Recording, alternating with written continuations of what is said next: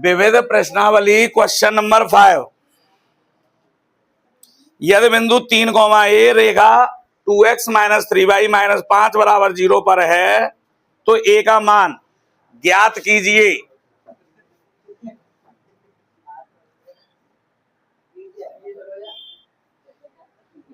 a का मान ज्ञात कीजिए तथा उस बिंदु के निर्देशांक ज्ञात करो जहां रेखा x अक्ष को काटती है। जहां रेखा x अक्ष को, तो ये कोई बिंदु दो है। यदि बिंदु इतने, रेखा इतने पर है, यानी कोई रेखा है जे, मान लो जहां रेखा को समीकरण है जे 2x माइनस 3y माइनस 5 बराबर 0।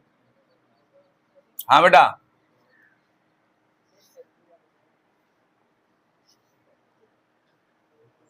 और जहां पे कोई बिंदु है, मान लो ये P 3,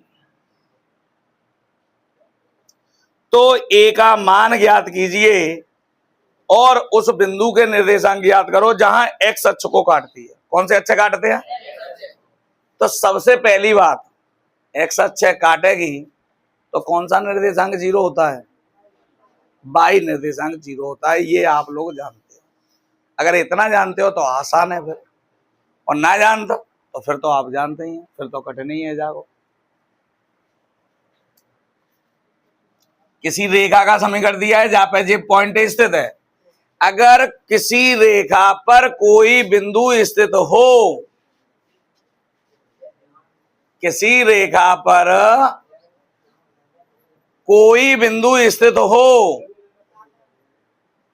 तो जो भी पॉइंट होगा वह उस रेखा पर स्थित होगा, और स्थित होगा तो जो पॉइंट है वो x का मान और दूसरा किसका मान? x की जगह पर तो 3 और y की जगह पर रख दो या समीकरण। बस कह देना, लग जाएंगे बेटा तुम्हें बैठे हुए में।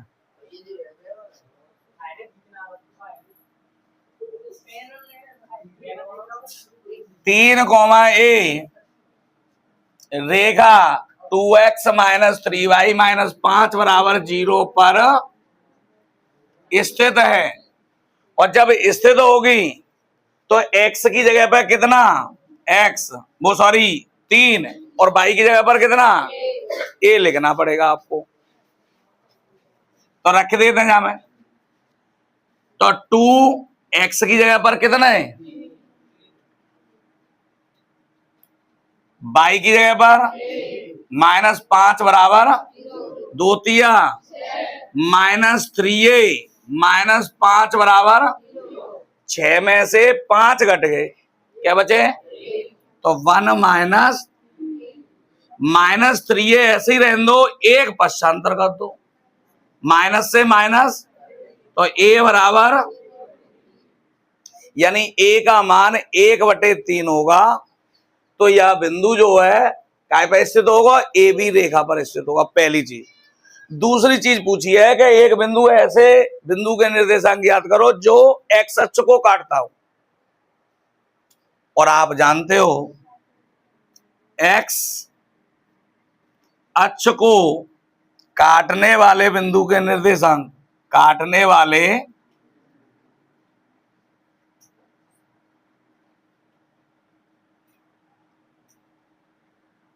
और x अक्ष काट रहा है तो x का तो पॉइंट होगा बेटा, लेकिन y का नहीं होगा, और y का नहीं होगा का मतलब 0 होगा y का पॉइंट। तो x, 0 है इस पर स्थित। अब x, 0 है तो x, 0 है, स्थित कर दो जाई पे। समझ गए? यदि x, 0 समीकरण क्या है? 0 पर स्थित है, तो x की जगह पर तो x और y की जगह पर, y की जगह y कहां से आएगा? तो x की जगह पर तो x ही लिखो जाएगा बेटा, और y की जगह पर क्या लिखेंगे? -5 बराबर 0। ये तो 0 है। -5 पश्चांतर कर दें तो 2x बराबर +5, x बराबर कितना हो गया। तो यानी जो बिंदु होगा x अक्ष पर स्थित बिंदु 5/2 कोमा दूसरा y का मान तो 0 है ही, तो 0। ठीक है। क्वेश्चन नंबर 6,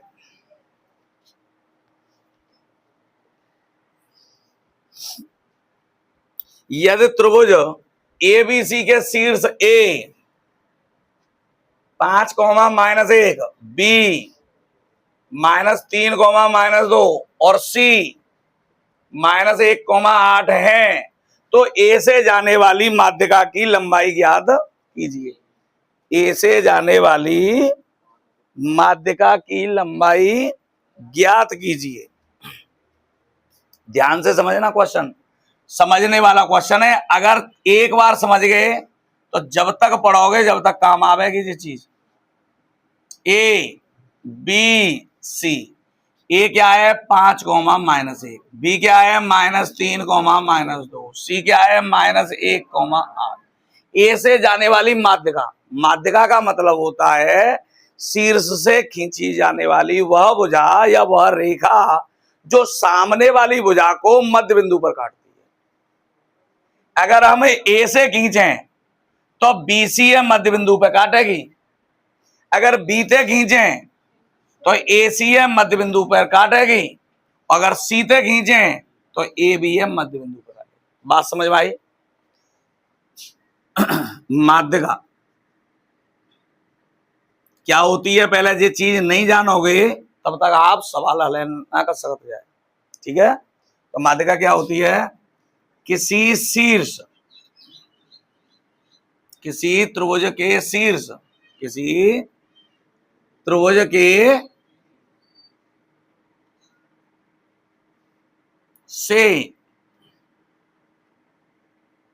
खींची गई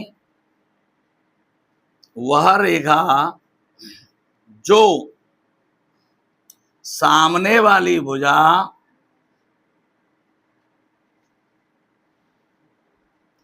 के मध्य बिंदु, किस पर, मध्य बिंदु पर काटती है, माध्यिका कहलाती है। क्या कहलाती है बेटा। तो जब हम जाते शीर्ष से जे रेखा खींचेंगे तो जो बिंदु होगा जिम मध्य बिंदु होगा। कन्फर्म है ये, आपको कोई देखने की जरूरत नहीं, कुछ नहीं करना। अगर माध्यिका कह दी है तो BC का ये मध्य बिंदु होगा। समझ गए। माध्यिका का मतलब होता है सामने वाली भुजा का मध्य बिंदु। तो BC के मध्य बिंदु D के निर्देशांक, BC के मध्य बिंदु D के निर्देशांक। अब जब D के निर्देशांक निकालेंगे तो मध्य बिंदु का निर्देशांक आप जानते हो x1 प्लस और y1 प्लस, तो मान रख दो x1। देखो अब BC का मध्य बिंदु है D, किसका मध्य बिंदु है, BC का। तो ये तो x1 y1 x2, ऐसा मत करना कि जिन दोनों ने x1 y1 x2 y2 ले लें। समझ रहे ना। जहां पॉइंट स्थित होता है बीच में उसके इधर और उधर की दोनों पॉइंट लिए जाएंगे। क्लियर हो गई। यानी B का मान तो ये तो x1 का काम करेगा, ये y1 का। यहां नहीं लिख रहा मैं क्योंकि अभी थोड़ी देर बाद फिर लिखना पड़ेगा हमें, तो फिर कंफ्यूजन में फंस जाओगे आप। तो बातें समझो पहले। BC का मध्य बिंदु D, तो B के निर्देशांक है -3, 2 और C के कितने हैं -1, 8। तो ये तो x1 y1, तो रख दो वैल्यू। x1 की जगह पे -3, x2 की जगह पे y1 2 प्लस y2 8, -3 माइनस का प्लस में करें -1, 10/2 -4/2 और 2 से ये कितनी बार माइनस, ये भाग देंगे तो 2 बार, -2, यानी ये जो पॉइंट निकला -2,5। अब पूछा क्या है उसने, माध्यिका की लंबाई पूछी है ना, तो -2 ही तो।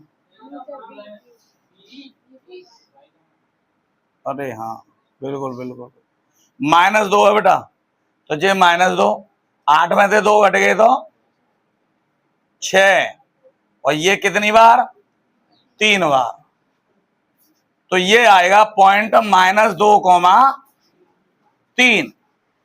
अब एडी की लंबाई पूछी है, क्या पूछा है बेटा, एडी की लंबाई, और जब एडी की लंबाई पूछी है तो आप दो बिंदुओं के बीच की दूरी का जो फॉर्मूला है वही लगा देंगे। तो एडी की लंबाई के लिए क्या करेंगे, अब यहां से आगे इधर कर रहा हूं मैं, ठीक है, माध्यिका एडी की लंबाई, माध्यिका एडी की लंबाई, बीच की दूरी का फॉर्मूला लगा दो, x1 - x2 का वर्ग प्लस, अब x1 y1 AD के लिए ले रहे हैं तो x1 y1 और D के लिए x2, समझ गए होंगे। तो x1 की जगह पर कितना है, x2 की जगह पर तो +2 का वर्ग, y1 y2 5 और 2 7 का वर्ग, -4 का वर्ग, 49 और 6 55 और 10 65, यही आंसर आ गया आपका, नोट कर लो बेटा।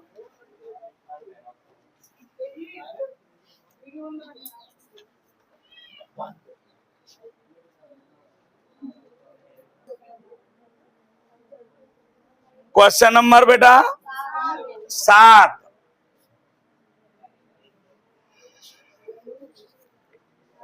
कृष्णा नगर के, अपने ध्यान से समझियो क्वेश्चन है, क्योंकि जहां क्वेश्चन में डायग्राम है और डायग्राम में समय लगेगा एक तो बनाने में, मैं जो बता रहा हूं उसे ध्यान दोगे तो ही बना पाओगे, अन्यथा नहीं बना पाओगे, पहली चीज। दूसरी चीज, क्वेश्चन बहुत छोटा है, केवल डायग्राम बनावे में जितना समय लगेगा बातें कम समय में हल जाओ, और डायग्राम बनाए वो, क्योंकि कारण क्या है कि जहां में कोई ग्राफ तो दो ना, तो ग्राफ के आधार पर बनता है डायग्राम, तो हमें ग्राफ की तरह से ही बनाना पड़ेगा जी।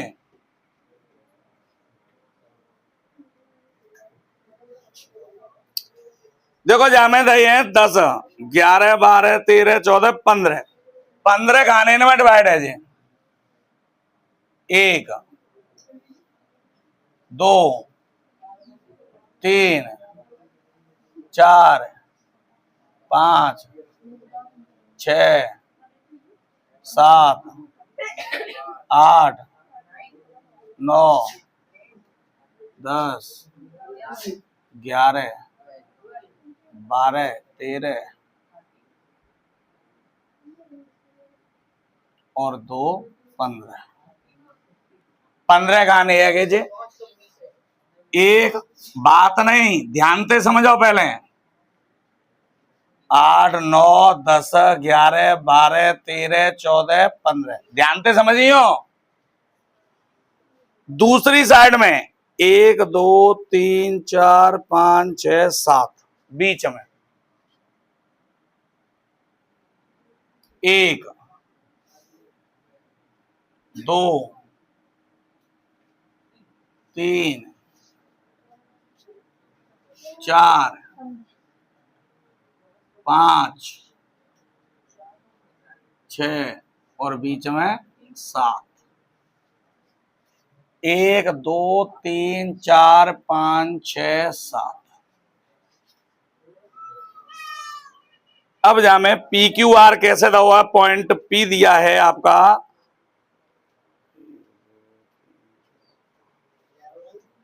6वें पॉइंट पे, और इधर है ये 1 2 3 4 6 4, जिदा हुआ पॉइंट, ठीक है, जिदा हुआ P, Q दिया है 3 और 2, ये दिया है क्यू और आर दिया है आपका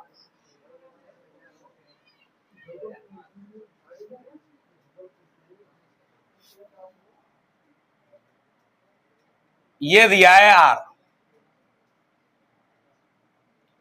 ऐसे कोई चित्र दिया है जहां में कोई निश्चितता का जो ना, वो तो हमने पढ़ के नहीं, थोड़ा ध्यान दे कह रही है, जब बना लो आपने। अब क्वेश्चन है ना, ध्यान दो। कृष्णा नगर के एक सेकेंडरी स्कूल के कक्षा 10 के विद्यार्थियों को उनके बागवानी क्रियाकलाप के लिए एक आयताकार भूखंड दिया गया। ये आयताकार भूखंड है पूरा। गुलमोहर के पौध को परस्पर 1 मीटर की दूरी पर इस भूखंड की परिसीमा पर लगाया जाता है। परिसीमा का मतलब जाकी बाउंड्री पे, जहां पे 1-1 मीटर की दूरी पे लगी है, लगाया जाता है। इस भूखंड के अंदर एक त्रिभुजाकार घास का लॉन लगा हुआ लॉन है, जैसा कि आकृति में दर्शाया गया है। विद्यार्थियों को भूखंड के शेष भाग में फूलों के पौधे के बीज बोने हैं। नंबर 1, ए को मूल बिंदु मानते हुए, अच्छा ए यहां पर दिया हुआ है ए बी सी डी, ये ए है, बी सी डी त्रिभुज के शीर्षों के निर्देशांक। अब ने ध्यान दियो, ध्यान इधर अब सबका। ए को मूल बिंदु मानते हुए, ए मूल बिंदु है तो यहां ही गिनती चालू करेंगे 1 2 3 4 15 तक और ऊपर हुआ ऐसे। अब देखेंगे पी बिंदु के निर्देशांक काहे, और पी के निर्देशांक निकालेंगे तो बताओ एक्स अक्ष कौन सा है, यही तो एक्स अक्ष होगा, और ये कौन सा होगा, तो एक्स अक्ष पे पी के लिए कहां चले हैं, क्या पॉइंट तक, और वाई पे क्या चले हैं, तो पी के निर्देशांक कितने आ गए, क्यू के निर्देशांक, क्यू के लिए पी पे क्या चले हैं, और वाई पे आर के निर्देशांक एक्स पे कितने चले हैं और वाई पे। एक चीज तो ये पूछी है। दूसरी चीज अब क्या कह रहा है, यदि बिंदु सी हो, यदि मूल बिंदु सी हो, अब ये मूल बिंदु है, सी क्या है, मूल बिंदु, ध्यान से। तो त्रिभुज पी क्यू आर के निर्देशांक क्या होंगे, साथ ही उपरोक्त तो दोनों स्थितियों त्रिभुजों के क्षेत्रफल भी ज्ञात करने हैं। पहले तो पी क्यू आर के निर्देशांक को निकालने और दोनों के क्षेत्रफल, इसका भी क्षेत्रफल निकालना है पहले तो जाको पहले क्षेत्रफल निकाल लो।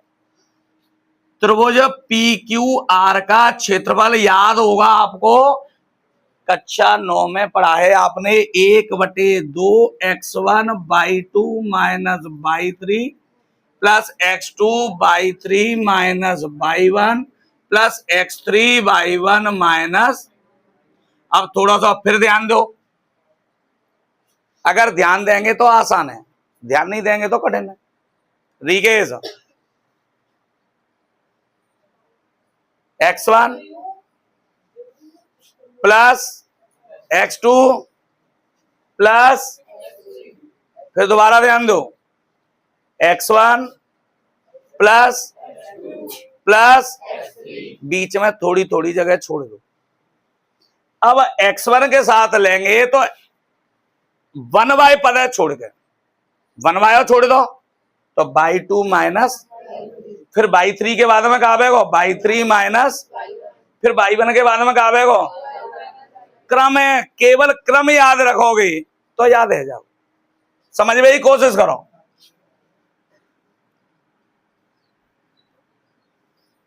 मान लो ये पॉइंट है जो x1 y1, ये है x2 और ये है तुम्हारा x3, x1 plus x2 plus x3 तो बीच बीच में आ गए। जब x1 लिखेंगे तो यहां पे y2 माइनस का जागो, और फिर y3, x1 के बाद में x2 y पे आवेंगे तो जाए छोड़ देंगे 2y है, y3 माइनस का जागो, फिर जाए छोड़ देंगे 3y पे आए तो फिर कहा जाओ y1 माइनस, क्रम याद रखो बस। जब x1 y लिखेंगे तो y2 माइनस y3, जब x2 y लिखेंगे तो y3 माइनस y1, और जब x3y लिखेंगे तो y1 माइनस y, यानी जो लिखना होता है 1 वाला लिखना है तो 1 को छोड़ दो, 2 वाला लिखना है तो 2 को छोड़ दो। जैसे यहाँ 1 आई है तो यहाँ 1 नहीं आवेगी, जी ध्यान रखना। यहाँ 2 आई है तो 2 नहीं आवेगी, और 3 आई है तो 3 नहीं आएगी। बात क्लियर है गई, समझ में आ गई बात? तो बस वैल्यू रखनी है आपको। ये तो हो गया आपका x1, ये y1, x2 x3, 1/2 x1 की वैल्यू, y2 -5, x2 कितना है, x2 6 कहां दिखाई दे रहा, y3 y1 x3 y1 y2 पता ही नहीं, सो जाते हैं। मतलब जो लिखे दिखाई ना दे रहे तुम्हें तारी, चलो कोई बात ना, बुढ़ापा होगा तुम्हारा। 4 ऐसे की ऐसे, 2 में से 5 घटाए,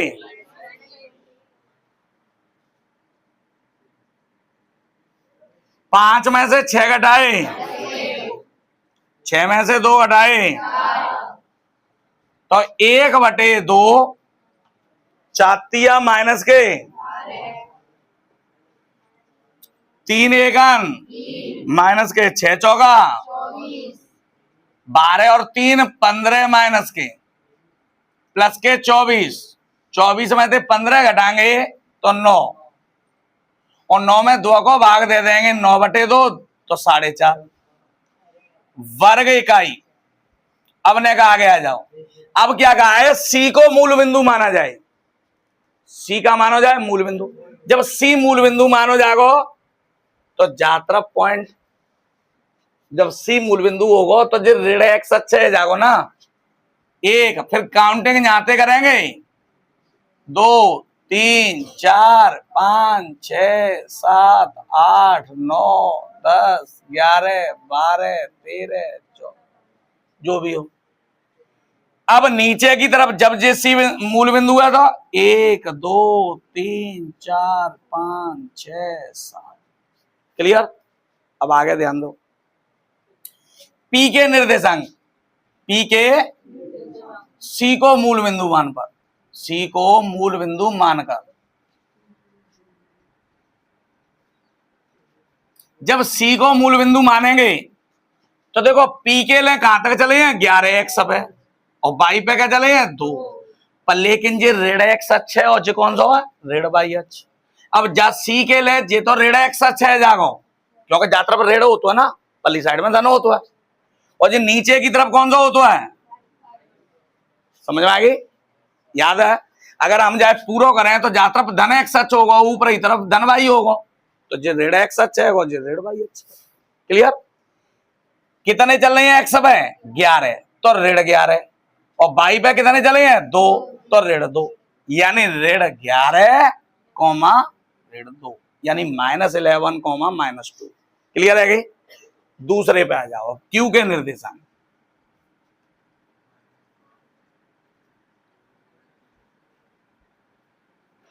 अब क्यू के निर्देशांक निकालेंगे तो क्यू पे आ जाओ। अब ने ध्यान दियो, जहां पे यहां तक चले हैं तो 12 तक चले हैं, कितने चले हैं, और जहां पे कितने आए हैं 6, तो -12 -6। आर के निर्देशांक, आर ये रहा, एक्स पे कितने चले हैं 9 काय के, और बाई पे कितने चले हैं, बात समझ में आ गई? अब इनके लिए भी त्रिभुज पी क्यू आर का क्षेत्रफल जब निकालेंगे तो फॉर्मूला तो यही लगेगा बेटा, x1 y2 - y3। कैसे लिखते हैं मैंने तुम्हें अभी बताओ, x1 लिख दो, थोड़ी सी जगह छोड़ के नहीं, कोष्टक लगाए के नहीं, फिर x2 लिख दो प्लस को, फिर जगह छोड़ के नहीं, फिर प्लस x3 लिख दो, फिर जगह छोड़ दो। अब मैंने क्या कहा है, x1 लिखा है तो 1 वाला लेना, कौन सा लेना है 1 वाई छोड़ गए 2/2 माइनस, अब क्रम से लिख दो, अब पहले y3 आ जाएगा, फिर y1, फिर y1 आएगा, कितना आसान, समझ गए ना? अच्छा आगे ध्यान दो, x1 y1 x2 x3, x1 का मान कितना -11, y2 का मान कितना है y3 का माइनस माइनस प्लस x2 का मान -12, y3 का -3, y1 का माइनस माइनस प्लस x3 का मान, y1 का y2 माइनस माइनस, बस मान रखनी है। -11, माइनस के 6 में से 3 घट गए तो काय के बचे -3, प्लस का माइनस में गुणा करेंगे, -3 में से 2 गए -1 को गुणा कर देंगे यहाँ, माइनस का प्लस में गुणा करेंगे, 6 में से 2 गए प्लस के 6 प्लस के हैं बेटा, 11 तिया माइनस माइनस प्लस के 33, माइनस माइनस प्लस के 12 एकन 12 और माइनस के 36,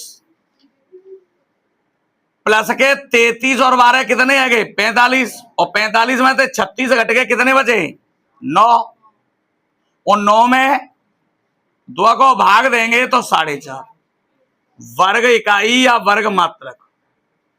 बात समझ में आई? तो चाहे किधर से भी पॉइंट ले लो आप, आंसर सेम ही आएगा, ऊपर भी इतना ही आया था नीचे भी। बात समझ में आई? अगर आप जा की बजाय जाए एक्स अक्ष ले लेते फिर भी, अगर जाए मूल बिंदु लेते फिर भी आंसर इतना ही आता, अगर जाए मूल बिंदु लेते फिर भी आंसर यही आता। समझ गए ना? तो नोट कर लो।